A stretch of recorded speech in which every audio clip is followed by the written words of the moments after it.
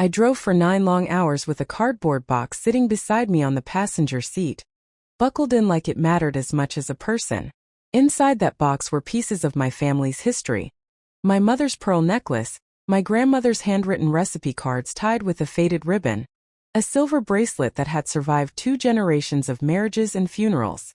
I kept glancing at it every few miles, reminding myself why I was doing this. This wasn't just an engagement dinner. This was my son's future, his new beginning, and I needed to feel included in it. The road blurred as the sun dipped lower, my back aching, my fingers numb from gripping the steering wheel. I rehearsed what I'd say when I arrived. How I'd hug him. How I'd smile at his fiancée. How I'd hand over the box and explain each item, each memory, hoping she'd understand that accepting these heirlooms meant accepting me too. By the time I pulled into the hotel parking lot near their apartment, it was close to midnight. I didn't mind the exhaustion. Love has a way of numbing pain when you believe you're doing the right thing.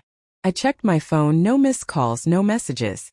I assumed they were busy with last-minute dinner preparations, maybe setting tables, choosing music, laughing with friends. I slept poorly that night, waking up every hour, replaying old memories of my son as a child. How he used to run to the door when he heard my car. How he once cried when I left him at summer camp. I told myself that bond doesn't disappear. It just changes shape. The next morning I dressed carefully. I chose a soft blue blouse, nothing too flashy, nothing that would draw attention. I wanted to blend in, not stand out. I picked up the box again, adjusted the tissue paper inside, and drove the short distance to their place. My heart was beating faster than it should have. I thought it was excitement. I parked, took a deep breath, and rang the bell. When the door opened, it wasn't the scene I expected. No decorations. No voices. No smell of food. My son stood there in sweatpants, hair uncombed, confusion written all over his face. For a second, neither of us spoke. Then he frowned slightly and said, "Mom, what are you doing here?" I laughed awkwardly, holding up the box like proof I belonged there. "I came for the engagement dinner," I said. "I drove all night. I wanted to bring these family things for you both." His expression shifted. Not relief. Not joy. Something closer to discomfort. He stepped aside, letting me in, and closed the door slowly behind me. That silence, that heavy, uncomfortable silence, was when I felt something was wrong. "Mom," he said carefully, rubbing the back of his neck. "The dinner was yesterday." Yesterday. The word hit me harder than any insult ever had. I stared at him, convinced I'd misheard. "Yesterday." I repeated. "No, it can't be. You told me Saturday." He avoided my eyes. "Plans changed," he muttered. "We moved it up. Moved it up. Just like that. No call. No message. No thought that maybe, just maybe, I'd already rearranged my entire life to be there." I felt my throat tighten as I clutched the box against my chest. "So everyone was there?" I asked quietly. He nodded. "Yeah. Her parents. Friends. My cousins. And me." My voice cracked despite my effort to stay calm. He sighed, clearly irritated now. "Mom, it wasn't a big deal. It was just dinner. Just dinner." I looked down at the box, suddenly feeling ridiculous for carrying it across state lines. All those miles. All that hope. All for a moment I wasn't even invited to. I sat down slowly on the edge of the couch, my legs trembling. I didn't cry, not yet. I'd learned over the years that tears made people uncomfortable, and uncomfortable people tend to dismiss you faster. Instead, I nodded as if I understood, even though nothing made sense. "I brought these for you," I said, placing the box on the table. "They're family heirlooms. I thought it would mean something." He glanced at the box briefly, then shrugged. "You didn't have to do that." Didn't have to. Another quiet sentence that cut deeper than shouting ever could. In that moment I realized something painful. I wasn't forgotten by accident. I was overlooked by choice. And as I sat there in a stranger's living room, thousands of miles of emotional distance stretching between me and my own child, I understood that this trip wasn't just about a missed dinner. It was the beginning of a truth I had been avoiding for far too long. I stayed seated on that couch longer than I should have, staring at the box on the table as if it belonged to someone else, while my son moved around the apartment pretending everything was normal, opening the fridge, checking his phone, avoiding any real conversation. The silence between us felt heavier than anger, because anger at least acknowledges pain, but this silence treated it like an inconvenience. Finally, I stood up, not because I had clarity, but because sitting there made me feel small, like a guest who had overstayed her welcome. I asked him where his fiancée was, forcing my voice to stay even, and he casually said she'd stepped out to run errands, as if the woman whose engagement I'd driven 9 hours to celebrate didn't even need to see me. I nodded again, that familiar reflex of pretending everything was fine, even though inside my chest something was tightening, slowly, painfully. I tried to explain myself, not dramatically, not accusingly, just the facts. The long drive, the sleepless night, the care I took packing those heirlooms, the meaning behind each one.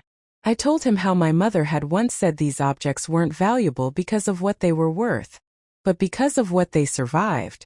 He listened with half an ear, scrolling on his phone, offering distracted yes and ahas, until finally he said something that shifted everything. He told me I was overreacting, that things change when people grow up, and that I needed to stop making everything about myself. The words were calm, almost polite, which somehow made them worse. I realized then that he didn't see my pain as real pain. He saw it as noise. When his fiancée finally returned, she greeted me with a polite smile that didn't reach her eyes, thanked me briefly for coming, and glanced at the box as though it were clutter rather than a gesture. She didn't ask about the drive. She didn't ask how I was feeling. Instead, she casually mentioned how stressful the engagement dinner had been, how exhausting it was hosting everyone, how relieved she was it was over. Over. That word echoed again, just like yesterday. I wanted to ask why I hadn't been included, but something stopped me. Maybe pride, maybe the quiet understanding that any answer would only hurt more. I handed her the box anyway, explaining its contents slowly, hoping that meaning might soften the moment. She smiled, thanked me, and said they'd look through it later, before setting it aside like an unopened package. That was when I felt something shift inside me. Not anger, not sadness, but clarity. I had spent years shrinking myself to fit into moments like this, convincing myself that being patient and understanding would eventually earn me a place. But standing there, watching my effort dismissed so easily, I understood that love without boundaries turns into permission to be ignored. I didn't stay long after that. I told them I was tired from the drive and needed rest, which was true, just not in the way they thought. As I walked back to my car, my hands shook. Not from exhaustion, but from the weight of realization. I sat behind the steering wheel for a long time without starting the engine, replaying every moment I'd brushed aside over the years. Unanswered calls, last-minute plan changes, holidays rearranged without me. The subtle way my presence had gone from expected to optional. This wasn't about one missed dinner. It was a pattern I had refused to name. When I finally drove back to the hotel, the road felt different. Longer. Quieter. I didn't cry that night either. Instead, I lay awake staring at the ceiling, thinking about how much of myself I had given without ever asking whether it was wanted. By morning, something had settled inside me. Not peace, but resolve. I still loved my son. That hadn't changed. But love, I was beginning to understand, didn't mean accepting whatever scraps of consideration were offered.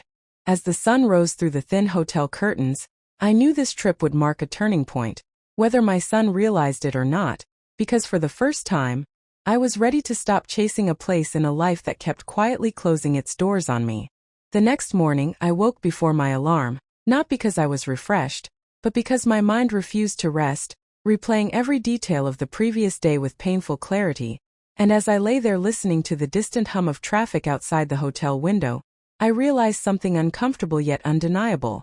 This wasn't the first time I had felt this way. It was just the first time I hadn't immediately buried the feeling under excuses. I went through my routine slowly, making coffee in the small machine that sputtered and hissed like it was tired too, staring at my reflection in the bathroom mirror and barely recognizing the woman looking back at me. Someone who had spent decades being dependable, flexible, endlessly understanding, yet somehow always standing slightly outside the circle. I thought about all the moments I had dismissed as misunderstandings or timing issues, the birthdays celebrated without me because plans changed, the holidays shortened because they were busy, the phone calls that went unanswered until it was convenient, and I finally allowed myself to ask the question I had avoided for years. When did being needed replace being valued? That question followed me as I packed my things, folded my clothes, and stared at the now empty space where the box of heirlooms had been, feeling a quiet ache not for the objects themselves, but for the meaning I had attached to giving them away, believing they would serve as a bridge between generations, a reminder that I mattered. I didn't text my son that morning. I didn't announce my departure or ask if he wanted to meet before I left. For once, I chose silence not as punishment, but as protection. The drive home felt different from the one that brought me there. It was still long, still exhausting, but it carried a strange sense of clarity, like fog lifting after years of blocking the view. I passed familiar landmarks, small towns, stretches of road I'd driven countless times for his sake, and I began to understand how often I had rearranged my life without questioning whether the effort was reciprocal. Somewhere around the 5th hour, I pulled into a rest stop, sat in the car and cried. Not loudly, not dramatically, but steadily, letting the grief come for the version of myself that believed love meant endurance. When the tears stopped, I didn't feel weaker. I felt lighter, as if something heavy had finally been set down. When I reached home that evening, the house greeted me with its usual quiet, but instead of feeling lonely, it felt honest. I unpacked slowly, placing things back where they belonged, and paused when I came across old photos tucked inside a drawer, pictures of my son as a child, smiling with unfiltered joy, arms wrapped around me as if the world was safe as long as I was there. I didn't resent him for growing up. I resented myself for not growing alongside him, for remaining stuck in a role that no longer fit. That night, I made a simple dinner for myself and ate it at the table instead of in front of the television, a small act that felt strangely significant, as though I were reclaiming space I had forgotten I was allowed to occupy. The days that followed were quiet, but not empty. My phone stayed mostly silent, and while part of me expected the familiar pang of disappointment, it never fully arrived. Instead, I felt something closer to resolve. I began saying no to things I didn't want to do, even when no one explicitly asked, recognizing how often I volunteered myself out of habit. I donated clothes I no longer wore, rearranged my living room, and signed up for a local class I had once dismissed as unnecessary. These weren't acts of rebellion. They were acts of recognition. I was still a mother, still a loving one, but I was also a person whose time and presence carried value beyond convenience. A week later, my son finally called. His tone was casual, as if no space had existed between us, and for a brief moment, the old instinct to smooth everything over surfaced. But this time I didn't rush to fill the silence. I listened. When he mentioned how busy things had been, how the engagement planning was overwhelming, I acknowledged it without absorbing it. I didn't bring up the dinner. I didn't accuse or demand explanations. I simply said that the trip had been exhausting and that I was focusing on myself for a while. There was a pause on the line, brief but telling, and in that pause I sensed confusion, maybe even discomfort. He was used to my availability, not my boundaries. After the call ended, I sat quietly, feeling a mix of sadness and calm. I knew this shift wouldn't be dramatic or immediate. There would be no apologies delivered in grand speeches, no sudden realizations. But for the first time, the direction of change wasn't dependent on him. It was mine. And as I looked around my home, filled with memories and quiet strength, I understood that the most powerful response to being overlooked wasn't confrontation. It was self-respect, patiently and firmly claimed. The shift didn't happen all at once, and I think that's what surprised me the most, because I had always imagined change as something loud and dramatic, a moment where everything cracked open at once, but instead it arrived quietly, slipping into my life through small choices that slowly rewired how I saw myself and my place in the world. Days turned into weeks, and during that time, I noticed how much emotional energy I had spent anticipating reactions that never came, how often I had braced myself for disappointment before it even arrived, and without that constant vigilance, my mind felt strangely spacious. I started filling that space with things I had postponed for years, not because I didn't want them, but because I had convinced myself they were indulgent or impractical. I joined a walking group that met early in the mornings, and though the conversations were light and sometimes awkward, there was comfort in being around people who knew nothing about my sacrifices or my history, people who met me as I was, not as a role they expected me to perform. With each step, I felt a quiet defiance growing, not against my son or his choices, but against the version of myself that believed love had to be earned through exhaustion. Meanwhile, subtle signs began to surface from the other side, small enough that I might have missed them before. A text message asking how I was doing, not immediately followed by a request. A voicemail left instead of a hurried hang-up when I didn't answer. Even a question about whether I'd be free later in the month, phrased cautiously, as if testing unfamiliar ground. I didn't rush to respond, not out of spite but because I was learning to check in with myself first to ask whether I wanted to engage or whether I was simply reacting out of habit. When I did reply, my words were warm but measured, honest without being heavy, and I noticed how that balance shifted the tone of the conversation. There was less assumption, more listening, less certainty. One afternoon, while sorting through paperwork I had ignored for far too long, I came across old letters I had written but never sent. Notes filled with explanations, apologies, and reassurances meant to smooth over conflicts that hadn't even happened yet. Reading them now felt like peering into a past life. A version of me so afraid of being misunderstood that she over-explained herself into invisibility. I shredded them without ceremony, not in anger, but in acknowledgement. I didn't need to justify my worth retroactively. I didn't need to soften every truth to make it easier for someone else to swallow. That realization felt like standing up straighter after years of bending. When my son finally suggested we meet for coffee, I agreed, not because I felt obligated but because I was curious about who I would be in that space now. The cafe was neutral territory, bright and busy, a place where no one could retreat into familiarity. He arrived looking tired, distracted, but also cautious, as though unsure of the version of me he would encounter. We exchanged pleasantries, talked about surface-level things, and then there was a pause, the kind that stretches until someone decides whether to step into deeper water. He mentioned the engagement dinner, framed as a misunderstanding, a scheduling mix-up, an unfortunate oversight. I listened without interrupting, without nodding too eagerly or dismissing it outright. When he finished, I didn't offer reassurance. I didn't say it was fine or that I understood. Instead, I said something simple but true, that the drive had been hard, that the realization had been harder, and that I needed time to adjust how much I gave without being asked and how often I put myself last. The silence that followed was heavier than any argument we'd ever had. He looked uncomfortable, maybe even defensive, but beneath that I saw something else, uncertainty. For the first time, he wasn't sure where he stood. And while part of me wanted to rescue him from that feeling, to smooth it over like I always had, I stayed still. I let the discomfort exist. I let him sit with it. When he finally spoke, his voice was quieter, less rehearsed. He admitted he hadn't thought about how his actions landed, how easy it had been to assume I would always be there, always available, always willing to absorb the inconvenience. It wasn't an apology wrapped in perfect language, but it was something closer to awareness. We parted that day without resolution, without promises or plans, and surprisingly, I didn't feel unsettled by that. I felt grounded. I understood now that relationships don't shift because of single conversations. They shift because of consistent boundaries, because of changed patterns, because of the courage to remain steady, even when others are adjusting. Driving home, I realized that whether or not he fully understood my perspective, I had already reclaimed something essential, my agency. I no longer needed to prove my value through sacrifice or silence. I could show up as myself, whole and present, and trust that whatever followed would be shaped by mutual respect, not expectation. That evening, as the sun dipped low and filled my living room with warm light, I felt a quiet pride settle in.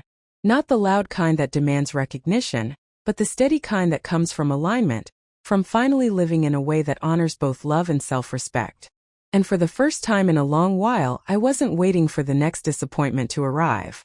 I was simply living, fully and deliberately, in the space I had claimed as my own.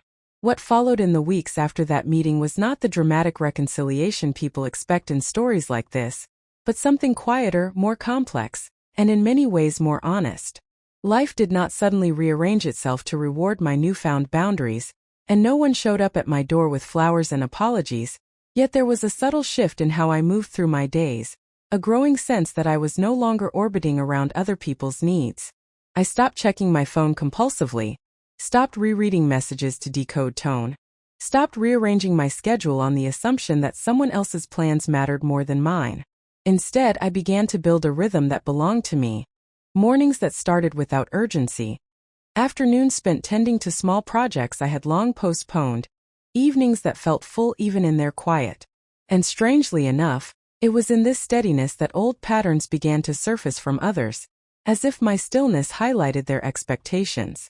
My son reached out again, this time with more frequency, though not always with clarity. Some messages were thoughtful, others tentative, and a few carried the faint echo of entitlement, as though he was still adjusting to a world where my availability was no longer guaranteed. I noticed how easily I could spot the difference now. Where once I would have responded immediately, eager to smooth things over, I allowed myself time. Not as punishment but as a pause, a moment to decide whether engagement felt mutual or one-sided. When we spoke, our conversations were different. There were fewer assumptions and more questions, fewer declarations and more listening. He asked about my life in a way he never had before, about how I spent my days, what I enjoyed, what I wanted. At first, his curiosity felt almost unfamiliar, as if he were getting to know me for the first time, not as a background presence, but as a person with her own gravity. Still, there were moments of tension, subtle but undeniable. One afternoon he mentioned upcoming wedding plans, listing arrangements already made, timelines already set, and when he paused I realized he was waiting for something, for an offer perhaps, or an automatic agreement. The silence stretched and I let it. Finally, I said gently that I'd need to know more before committing to anything, that my time mattered too. The surprise on his face was brief but telling. It wasn't anger, it was recalibration. For the first time he had to adjust his expectations rather than mine. And though the moment passed without conflict, I could feel the old dynamic loosening its grip, thread by thread. Beyond my family, other relationships began to reflect this shift as well. Friends responded differently to my presence, some leaning in with appreciation, others pulling back when I no longer played the role of constant supporter. It was uncomfortable at times, even lonely, but it was also clarifying. I learned who valued me for my company and who valued me for my convenience. That distinction, once painful, became empowering. I no longer felt compelled to fill every silence or solve every problem. I could listen without absorbing responsibility, care without self-erasure. And in doing so, I discovered a depth of peace I hadn't known before. One evening, as I sorted through old photos, images of family gatherings, holidays, and milestones, I noticed something I had overlooked for years. In almost every picture, I was positioned slightly to the side, leaning in, smiling attentively, rarely at the center. At the time it had felt natural, even virtuous, to fade into the background so others could shine. Now, looking back, I understood how that positioning had mirrored my emotional role as well. I hadn't just stood aside physically, I had stepped aside emotionally, making room for everyone else's needs to take precedence. The realization didn't make me angry, it made me resolute. I couldn't change the past, but I could choose differently going forward.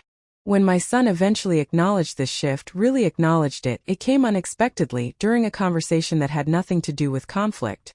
He mentioned how different things felt lately, how he noticed I wasn't rushing to fix problems or anticipate needs the way I used to. There was uncertainty in his voice, but also something else, respect.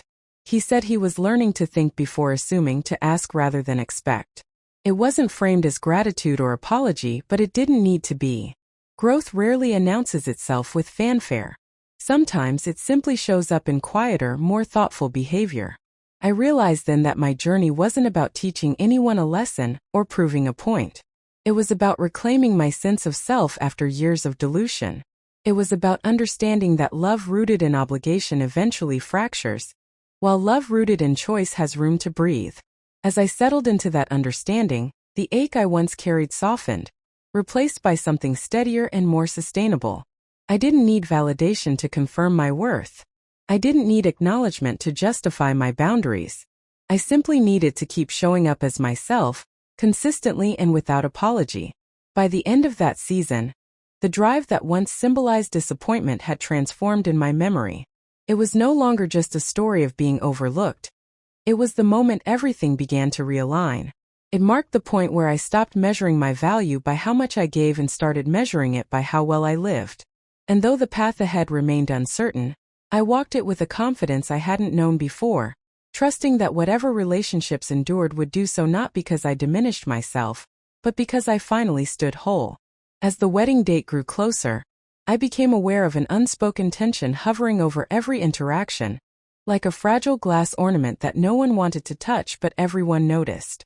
Plans continued to unfold, schedules tightened, and conversations increasingly revolved around logistics, yet beneath it all was a quiet recalibration happening between us. I was no longer positioned as the default solution, the invisible safety net expected to stretch endlessly. Instead, I found myself being consulted, asked rather than assumed, and though it seemed like a small change on the surface, it marked a profound shift in how my presence was acknowledged. There were moments when old habits tried to resurface, subtle hints disguised as casual remarks, references to how much easier things would be if you could just handle this one thing. But this time I recognized them immediately. I didn't respond defensively or with resentment. I simply responded honestly, explaining what I could do and, just as importantly, what I could not. Each time I did this, my voice felt steadier, less apologetic, and more rooted in self-trust. What surprised me most was not resistance but hesitation. My son seemed unsure at times, as though he was navigating unfamiliar ground, learning how to interact with a mother who no longer anticipated his needs before he spoke them. Our conversations became slower, more deliberate. There were pauses where there once would have been assumptions, questions where there once would have been directives. I could see him thinking through his words, weighing how they might land, and though the process was imperfect, it was real. In those moments, I realized that boundaries don't push people away by default. They challenge them to grow. And growth, while uncomfortable, is rarely a bad thing. As the weeks passed, I also confronted emotions I hadn't fully allowed myself to feel before. Beneath the calm confidence I was building, there was grief for the years I had spent believing that my worth was tied to my usefulness, grief for the moments I had minimized myself to keep peace, grief for the version of me who thought love required self-erasure. These feelings surfaced unexpectedly, sometimes in the quiet of the evening, sometimes while performing the simplest tasks. Instead of pushing them aside, I let them exist. I understood now that healing wasn't about pretending those years hadn't mattered, but about honoring them without allowing them to define my future. One afternoon, while final wedding details were being discussed, a moment arrived that crystallized everything I had been learning. The conversation turned toward accommodations, transportation, responsibilities, each point ticking forward like a checklist. When someone casually mentioned that I would probably handle a certain arrangement, the room went quiet, waiting for my response. In the past, I would have nodded automatically, already rearranging my plans in my mind. This time I paused. I looked around the room, meeting their eyes, and calmly said that I wouldn't be able to take that on, but I was confident they'd find another solution. The silence that followed wasn't awkward. It was reflective. No one argued. No one pressured me. They simply adjusted, moved on, and continued planning. In that moment, I felt a deep sense of validation, not because they accepted my boundary, but because I honored it myself without fear. That evening, I reflected on how different everything felt compared to the drive that had once left me feeling invisible and dismissed. Back then, I had questioned my place, my value, my role in my own family. Now, those questions had been replaced with something far more powerful: clarity. I knew who I was beyond the roles I had played. I knew what I deserved, not as a reward for sacrifice, but as a baseline of respect. And perhaps most importantly, I knew that my life did not exist solely to support the milestones of others. When my son later approached me privately, his tone was thoughtful, almost tentative. He acknowledged that things were different now, that he was realizing how much he had taken for granted without fully understanding the impact. He didn't offer grand apologies or dramatic confessions, but he didn't need to. His awareness spoke louder than words. He admitted that he was learning, that he was trying to unlearn assumptions that had shaped his expectations for years. Listening to him, I felt a quiet sense of peace. Not because everything was resolved, but because progress was happening in a way that felt genuine and lasting. As the wedding drew nearer, I found myself looking forward to it with a different perspective. Not as an obligation, not as a test of how much I could give, but as a moment I could choose to participate in on my own terms. I would be present, supportive, and loving, but I would also be whole. No longer shrinking, no longer compensating, no longer measuring my worth by how indispensable I appeared. This chapter of my life wasn't about reclaiming control. It was about reclaiming balance. And as I stepped into that understanding, I knew that whatever unfolded next, I would meet it standing firmly in my own space, finally at peace with the person I had become.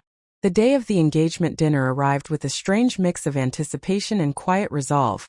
Emotions layered so deeply that even I couldn't fully separate them. As I prepared myself that evening, choosing clothes not to impress but to feel grounded in my own skin, I realized how different this moment felt compared to the many family events before it. There was no anxiety about whether I was needed, no mental checklist of responsibilities I might be expected to absorb. I was attending not as a backup plan or an invisible helper, but as myself, present by choice, not obligation. When I arrived, the atmosphere buzzed with excitement, conversations overlapping, laughter filling the room. Yet beneath it all, I sensed a subtle shift in how people interacted with me. There was more awareness now, more intention. People asked how I was instead of assuming. They waited for my responses instead of talking over me. These small changes, though easy to overlook, carried enormous weight. Throughout the evening, I observed more than I spoke, taking in the dynamics with a clarity I hadn't possessed before. I noticed how quickly families fall into patterns, how roles become ingrained over time, until no one remembers who decided them in the first place. I saw moments where old expectations hovered at the edges of conversations, but I also saw something new: hesitation, self-correction, a conscious effort to do better. My son seemed particularly aware of my presence, checking in with me, not out of guilt but consideration. It wasn't perfect or polished, but it was real, and that mattered more than rehearsed apologies ever could. At one point, a discussion arose about future plans, holidays, gatherings still months away. The room leaned in instinctively, as if bracing for familiar assumptions. When someone casually suggested a plan that would once have automatically included me as the organizer, the moment paused. Eyes shifted toward me, not expectantly but inquisitively. Instead of feeling cornered, I felt calm. I offered my thoughts honestly, explaining what felt right for me and what didn't.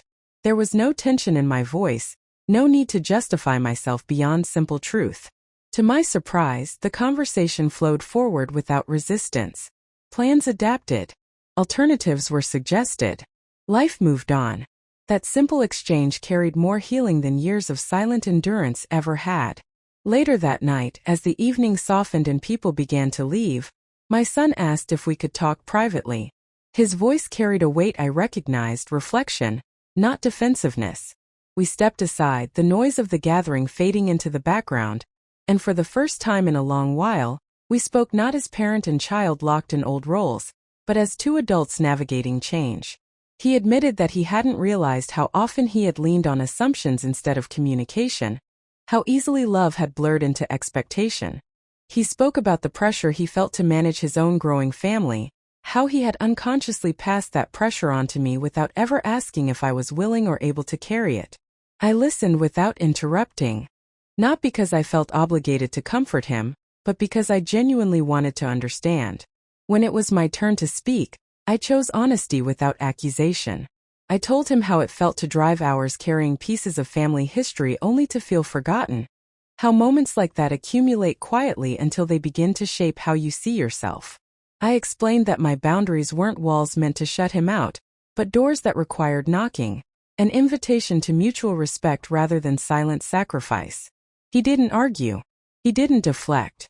He simply listened. And in that listening, I felt something settle between us, something fragile yet hopeful.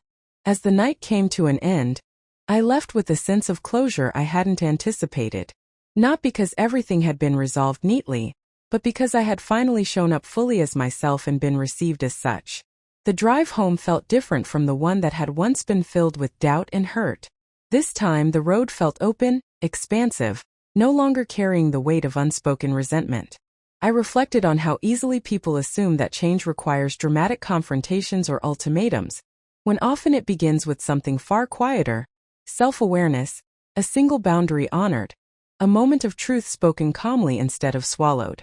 In the days that followed, I noticed how the ripple effects of that evening continued to unfold. Communication became clearer. Invitations were extended thoughtfully rather than implied. Decisions were discussed rather than delegated. And while I knew old habits don't disappear overnight, I also knew that something fundamental had shifted. I was no longer living at the margins of my own life. I had reclaimed my place not through force but through presence. Most importantly, I had changed how I saw myself. I no longer measured my worth by how much I could give without being asked. I understood now that love does not demand exhaustion, and family does not require self-neglect. Standing in that truth, I felt ready for whatever came next. Not because I had all the answers, but because I finally trusted myself enough to ask the right questions. And as the wedding day approached, I knew that this chapter wasn't ending in loss or regret, but in quiet strength, earned slowly and held firmly, exactly where it belonged. The wedding day arrived quietly, not with the anxiety I once would have felt, but with a calm sense of completion, as if something inside me had already settled long before the ceremony began. I woke early that morning, sunlight slipping gently through the curtains, and instead of rushing through preparations for others, I moved at my own pace. There were no frantic calls asking me to fix last-minute problems, no assumptions that I would automatically step in to manage the chaos. And in that absence, I felt something profound: peace. When I arrived at the venue, dressed simply but confidently, I noticed how different everything felt. Not because the room had changed, but because I had. I wasn't scanning faces to see where I was needed. I wasn't bracing myself for disappointment. I was there as a guest, a witness, a mother who had learned that love does not require erasing yourself. As the ceremony began, I watched my son standing at the altar, his expression a mix of nerves and excitement, and I felt pride without pain, love without sacrifice. There was a time when moments like this would have carried a quiet ache, a reminder of all the ways I had made myself smaller so others could shine. But that ache was gone now, replaced by a deeper understanding. My worth had never been tied to how much I endured in silence. When he glanced toward the seats and met my eyes, there was recognition there. Not obligation, not guilt, but respect. That single look said more than any apology ever could. Throughout the reception, people approached me differently. Conversations felt warmer, more genuine. No one handed me tasks disguised as favors. No one spoke as if my time were automatically available. Instead, they asked. They listened. And when I excused myself to step outside for air, no one followed expecting me to handle something. Standing there under the open sky, I realized how subtle yet powerful change can be when it begins internally. I hadn't demanded better treatment. I had modeled it by honoring myself first. Later in the evening, during the speeches, my son spoke about family, about support, about learning the difference between love and expectation. He didn't single me out or dramatize the past, but his words carried weight because they were informed by growth. I felt no need for public acknowledgement. I didn't need validation from a microphone. The real victory had already happened quietly, long before this night, when I chose to stop accepting a role that hurt me. As the celebration continued, I found myself laughing freely, dancing without self-consciousness, fully present in the moment. I wasn't holding on to resentment or replaying old wounds. I had released them, not for anyone else's comfort but for my own peace. And in doing so, I had made space for something better. I understood now that boundaries don't push people away. They show them how to love you properly. The people who care will adjust. The ones who don't were never truly standing beside you to begin with. When the night finally came to an end and I prepared to leave, my son walked me to my car. There was no dramatic conversation, no heavy emotion hanging between us. Just gratitude, quiet and sincere. He thanked me for coming, for being there, not just physically but emotionally. I smiled and told him that I was proud of him, not because he had changed for me, but because he had learned to reflect, to grow. As I drove away, the road ahead felt lighter than it ever had before. Looking back now, I understand that the long drive with those family heirlooms, the missed dinner, the moment of feeling forgotten, none of it was wasted. It was the turning point I didn't know I needed. Sometimes life strips away comfort to reveal clarity. Sometimes disappointment is simply the beginning of self-respect. I learned that being kind does not mean being available at your own expense, and loving your family does not mean accepting neglect disguised as convenience. If there's one thing I hope this story leaves behind, it's this. You are allowed to take up space in your own life. You are allowed to say no without explaining yourself. You are allowed to expect consideration, especially from the people who claim to love you most. And when you finally choose yourself, you may be surprised, not by who leaves but by who learns to stay differently. That day, as I drove home under a quiet sky, I didn't feel alone. I felt whole. And for the first time in a long time, that was more than enough.